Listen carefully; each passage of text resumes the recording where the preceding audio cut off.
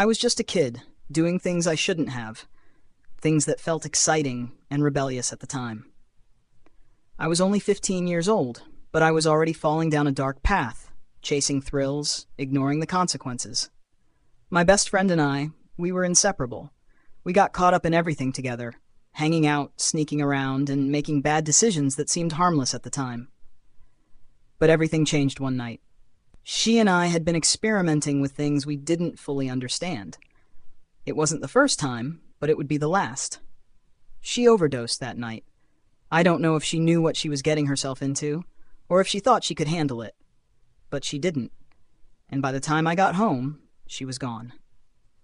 My mom worked the third shift, so I was used to being alone in the house at night. I came home to an eerie silence. I was hoping to slip in unnoticed, just another night.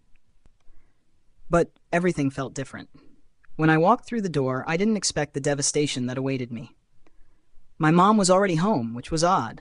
I could see the exhaustion and the grief in her eyes before she even said a word. And then she spoke, in a tone I'll never forget. "Now you've killed your best friend," she said, as if the words were etched in stone, forever. I don't know if she was angry or in shock, or if she was just trying to make sense of it all. But it felt like a slap to the face. It felt like the entire world had just shattered, and I was the one holding the broken pieces. And then, without another word, she turned and walked away. She didn't say anything else. No comforting, no questions, no attempt to help me understand what had just happened. She just walked off, leaving me standing there, paralyzed by guilt, fear, and disbelief.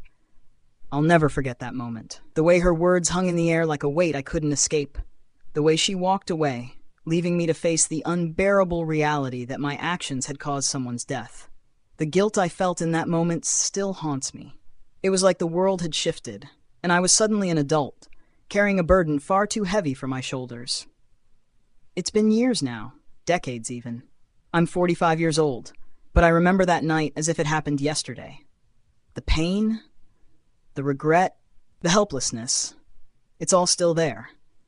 It shaped me, molded me into someone who can't forget.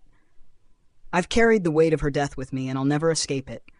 But I think about it every day, because some things you just can't leave behind, no matter how hard you try. It's been a while since I shared that first post. I wasn't sure if I should update it at all, but I feel like there's more to say. Writing that story down, it was like opening a wound I didn't know I was still carrying. Maybe it's the 30 years of regret and unanswered questions that have weighed on me, or maybe it's the realization that I never truly allowed myself to grieve for my best friend. Either way, I wanted to share where I am now. I'll start with this. It still hurts. It always will. I've tried to push it down, to tell myself that time heals all wounds, but it doesn't. It just makes the edges softer, like the way the ocean wears away a rock, slowly, over time. But the rock is still there. So am I. I've spent the years after that night in a haze of guilt and shame.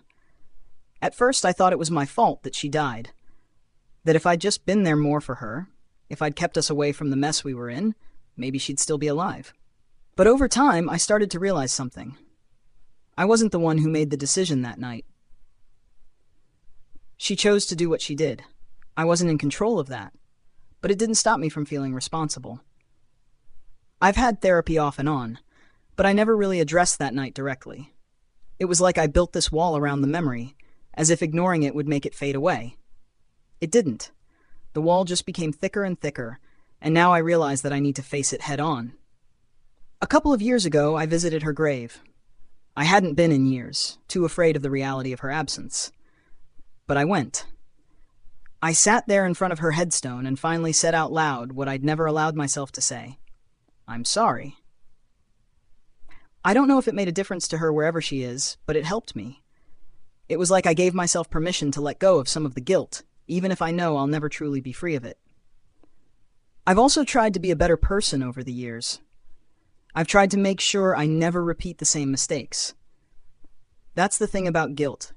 It pushes you to change, even if it comes from a dark place. I don't take anything for granted anymore. And I try to reach out to those I care about when they're struggling.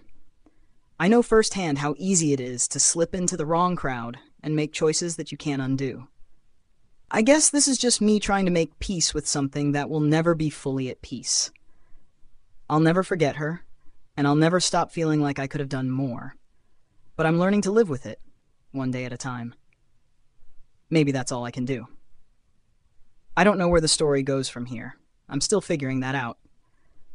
But I wanted to update to remind myself that healing is messy, and it's not a straight line. You don't always get closure, but you can still keep moving forward. This is it, the final update.